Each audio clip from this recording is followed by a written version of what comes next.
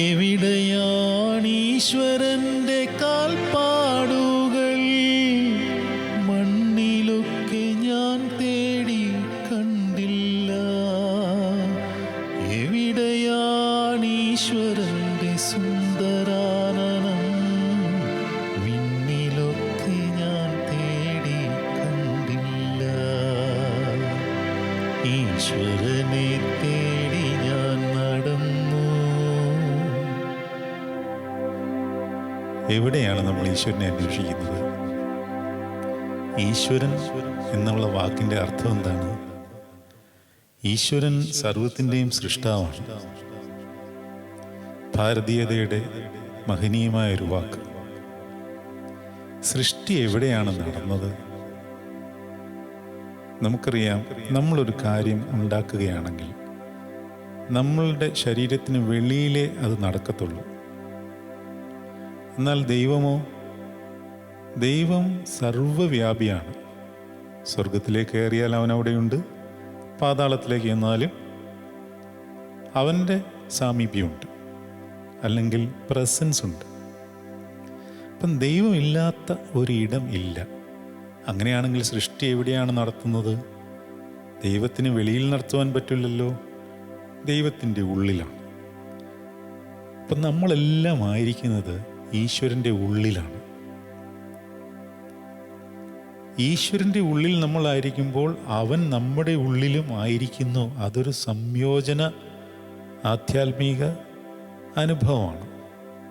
അപ്പോൾ നമ്മുടെ ഉള്ളിലിരിക്കുന്ന ആ നാഥനെ, ഈശ്വരനെ, സൃഷ്ടികർത്താവിനെ, യേശുവിനെ എങ്ങോ പോയി അന്വേഷിക്കേണ്ട കാര്യമില്ല. അവൻ നമ്മുടെ ഉള്ളിലാണ്. അവനാണ് നമ്മുടെ ഭാവം. ക്രിസ്തുവിൻ്റെ ഭാവം നിങ്ങളിൽ ഉണ്ടായിരിക്കട്ടെ എന്ന് പറയുമ്പോൾ എൻ്റെ ഉള്ളിൽ എൻ്റെ സത്ത, എൻ്റെ ആത്മാവ്, the very essential beingness of my nature is Jesus. Who else? കർത്താവാണത്. അങ്ങനെ ഓരോരുത്തരും ഓരോരോ കൊച്ചു കൊച്ചു കർത്താക്കളായി, എന്ന് പറഞ്ഞാൽ യേശു ക്രിസ്തുക്കളായി അവനവന് തന്നെ ബോധ്യമായാൽ നമ്മൾ സമാധാനത്തിലായി, ഈശ്വരനിലായി, അവൻ നമ്മളിലുമായി. ഇത്ര മനോഹരമായ സമാധാനത്തിൻ്റെയും ശാന്തിയുടെയും അനുഭൂതിയാണത്. അങ്ങനെ ലോകം മുഴുവൻ സമാധാനം വ്യാപരിക്കുന്നത് അങ്ങനെയാണ്. We should transmit our spiritual energy into the entire creation. അങ്ങനെയാണ്. സുവിശേഷം എന്ന് പറയുന്നത് പ്രസംഗങ്ങൾ മാത്രമല്ല, പാട്ടുകൾ പാടി അവതരിപ്പിക്കുന്നതൊന്നും മാത്രമല്ല സുവിശേഷം. അതൊക്കെ അതിൻ്റെ ലോവർ പടികളാണ്. എൻ്റെ ഉള്ളിലെ കർത്താവിനെ തിരിച്ചറിഞ്ഞ് ആ കർത്താവ് ഞാനും ഒന്നാകുന്നു എന്നുള്ള ആധ്യാത്മിക അനുഭൂതിയിൽ ഉള്ളിൽ നിന്നുണ്ടാകുന്ന പരിശുദ്ധാത്മാവിൻ്റെ ഊർജം നമ്മൾ പോലും അറിയാതെ സൃഷ്ടിയിലേക്ക് വ്യാപരിക്കപ്പെടുമ്പോൾ എന്നിലുള്ള സമാധാനം അപരനിലേക്കും വ്യാപിക്കുന്നു. അതിൻ്റെ പ്രതീകമായിട്ടാണ് നമ്മൾ പരസ്പരം സ്നേഹാലിംഗനം ചെയ്യുന്നതും കൈകസ്തൂരി കൊടുക്കുന്നതുമൊക്കെ. ഉള്ളിലാണിത് സംഭവിക്കുന്നത്. ആബേലച്ചൻ്റെ മനോഹരമായ ഗീതം, അതിപ്രഗത്ഭനായ കലാകാരനും കലാകാരന്മാരെ പ്രോത്സാഹിപ്പിച്ചവനുമായ ആബേലച്ചൻ്റെ സ്മരണയ്ക്ക് അതിനു മുമ്പിൽ ആദരാജ്ഞകളിൽ അർപ്പിച്ചുകൊണ്ട് ഈ ഗാനം നമുക്ക് ധ്യാനിച്ച് നമ്മുടെ ഉള്ളിൽ ഇരിക്കുന്ന കസ്തൂരിമാൻ്റെ മണം പോലെ ഉള്ളിലിരിക്കുന്ന ഈശ്വരനെ നമുക്ക് ധ്യാനിക്കാം. കസ്തൂരിമാൻ തൻ്റെ മണം അന്വേഷിച്ച് പലയിടത്തും ഓടി നടക്കുന്നു. ആ മണം തൻ്റെ ശരീരത്തിൽ നിന്ന് തന്നെയാണ് എന്നുള്ള തിരിച്ചറിവ് ഉണ്ടാകാതെയാണ് അത് ഓടി നടക്കുന്നത്. ഒരു ആധ്യാത്മികൻ അത് തിരിച്ചറിയണം. തൻ്റെ ഉള്ളിലിരിക്കുന്ന നാഥൻ്റെ ഗന്ധം അവൻ ആസ്വദിച്ച് അത് ലോകത്തിലേക്ക് അവൻ വ്യാപരിപ്പിക്കട്ടെ.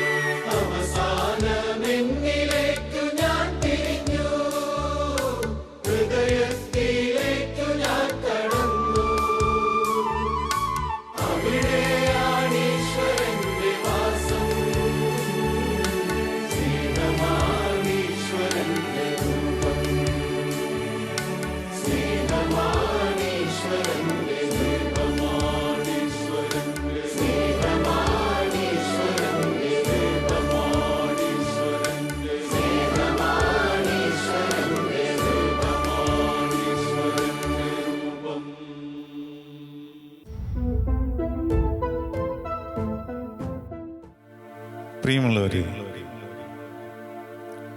ദൈവത്തിൻ്റെ പരിശുദ്ധാത്മാവ്,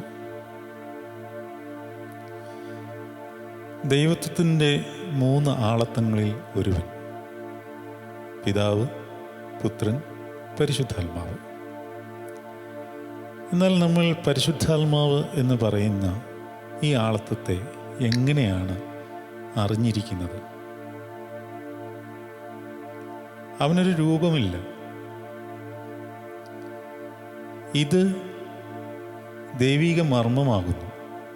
ഇത് ദൈവം ആ വരം നൽകിയവർക്ക് മാത്രം അതിനെ അനുഭവവേദ്യമാക്കുകയുള്ളൂ.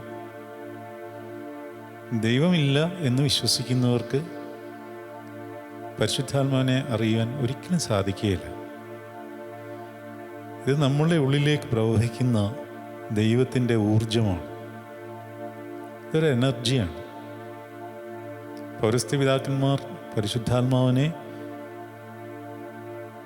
പറയുവാൻ വേണ്ടി ഉപയോഗിക്കുന്ന ഒരു വാക്ക് തന്നെ എനർഗിയ എന്നാണ്. ഗ്രീക്ക് വാക്കാണത്. Energeia is the source of all energies. Energy can neither be created nor be destroyed. പരിശുദ്ധാത്മാവ് ദൈവമാകിയാൽ ആരാലും സൃഷ്ടിക്കപ്പെട്ടവനല്ല. അവൻ സ്വയംഭൂവാകുന്നു. അവൻ പിതാവിൽ നിന്ന് പുറപ്പെടുന്നു, പുത്രനിൽ നിന്ന് എടുക്കുന്നു. പുത്രനിൽ കൂടിയാണ് സൃഷ്ടിയിലേക്ക് വരുന്നത്. അവൻ്റെ ഭാവങ്ങളാണ് സ്നേഹം, സന്തോഷം, സമാധാനം, ദീർഘക്ഷമ, ദയ, പരോപകാരം, വിശ്വസ്തത, സൗമ്യത, ഇന്ദ്രിയജയം. വേദോത്സവത്തിൽ ഈ 9 ഫലങ്ങളെ പറഞ്ഞിട്ടുള്ളൂ. എങ്കിലും നമ്മൾ നൽകുന്ന ചെറിയൊരു പുഞ്ചിരി, നമ്മുടെ അനുകമ്പ, നമ്മുടെ താഴ്മയുള്ള പെരുമാറ്റം, ഇതെല്ലാം പരിശുദ്ധാത്മാവിൻ്റെ നൽവരങ്ങളാണ്. പരിശുദ്ധാത്മാവ് കൊടുക്കുന്ന ഓരോ ഭാവങ്ങളാണ് ഇവയെല്ലാം. എന്നാൽ പരിശുദ്ധാത്മാവിന് മറ്റൊരു ശക്തിയായ വശമുണ്ട്. പിതാവിൽ നിന്ന് പുറപ്പെടുമ്പോൾ വളരെ ശക്തിയോടുകൂടിയാണ് അത് സൃഷ്ടിയിലേക്ക് വ്യാപരിക്കുന്നത്. ആ ശക്തി താങ്ങുവാൻ ചിലപ്പോൾ സൃഷ്ടിക്ക് പറ്റിയെന്ന് പോലും ഇരിക്കുകയില്ല. അതുകൊണ്ടാണ് പുത്രനിൽ കൂടി ഫിൽട്ടർ ചെയ്ത് അത് എടുക്കുന്നത്. ഞാൻ പറഞ്ഞത് ചിലപ്പോൾ നിങ്ങൾക്ക് മനസ്സിലായിട്ടുണ്ടാവില്ല. ഒരു ചെറിയ ഉദാഹരണം പറയുമ്പോൾ പെട്ടെന്ന് മനസ്സിലാകും. ഹൈഡ്രോ ഇലക്ട്രോണിക് പവർ സ്റ്റേഷനിൽ നിന്ന് പുറപ്പെടുന്ന വൈദ്യുതിക്ക് lakhs and kilowatts of ഇലക്ട്രിസിറ്റിയാണ് അവിടെ ഉൽപ്പാദിപ്പിക്കപ്പെടുന്നത്. പക്ഷേ നമുക്കിവിടെയൊക്കെ ആവശ്യമായിരിക്കുന്നത് 230 വോൾട്ട് മതി. അവിടെ ഉൽപ്പാദിപ്പിക്കുന്നത് മുഴുവൻ അത്രയും വോൾട്ടിൽ ഇവിടെ എത്തുകയാണെങ്കിൽ ഈ പ്രദേശമേ ഉണ്ടാകുകയില്ല. എന്നാൽ ഒരു സബ്സ്റ്റേഷൻ വഴി ആ ഉൽപ്പാദിപ്പിക്കുന്ന എനർജിയെ ഫിൽട്ടർ ചെയ്ത് നമുക്കാവശ്യത്തിന് തക്കവണ്ണം ഇവിടെ ഡിസ്ട്രിബ്യൂട്ട് ചെയ്യുന്നു. പിതാവിൽ നിന്ന് പുറപ്പെടുമ്പോൾ പരിശുദ്ധാത്മാവിൻ്റെ ശക്തിയും അതുപോലെയാണ്. എന്നാൽ യേശു ക്രിസ്തുവിൽ കൂടി അത് സൃഷ്ടിയിലേക്ക് വ്യാപരിക്കപ്പെടുമ്പോൾ അവൻ കാര്യസ്ഥനായി മാറുന്നു. ഇന്നയാൾക്ക് ഇത്ര മതി, ഇന്നയാൾക്ക് ഇത്ര മതി. സദ്യയിൽ വിളമ്പുമ്പോൾ അങ്ങനെയല്ലേ? കാര്യസ്ഥൻ്റെ ജോലി അതാണ് പരിശുദ്ധാത്മാവിനെ കാര്യസ്ഥനെന്ന് വിളിക്കുന്നത്. അവൻ എഴുന്നള്ളി വരുമ്പോൾ, നമ്മുടെ ഹൃദയത്തിൽ വസിക്കുമ്പോൾ, നമ്മുടെ ഉള്ളിൽ നിറയുന്ന ഭാവങ്ങളാണ് ഈ 9 ഫലം. ഒരു ക്രൈസ്തവന് വേണ്ടത്, ഒരു ആധ്യാത്മികന് വേണ്ടത് ഈ ഭാവങ്ങളാണ്. ഹാബേലച്ചൻ്റെ ഈ വരികൾക്ക് എത്ര നന്ദി പറഞ്ഞാലും മതിയാവുകയില്ല. നമുക്ക് ശ്രദ്ധിക്കാം. പരിശുദ്ധാത്മാവേ, നീ എഴുന്നള്ളി വരണമേ എൻ്റെ ഹൃദയത്തിൽ.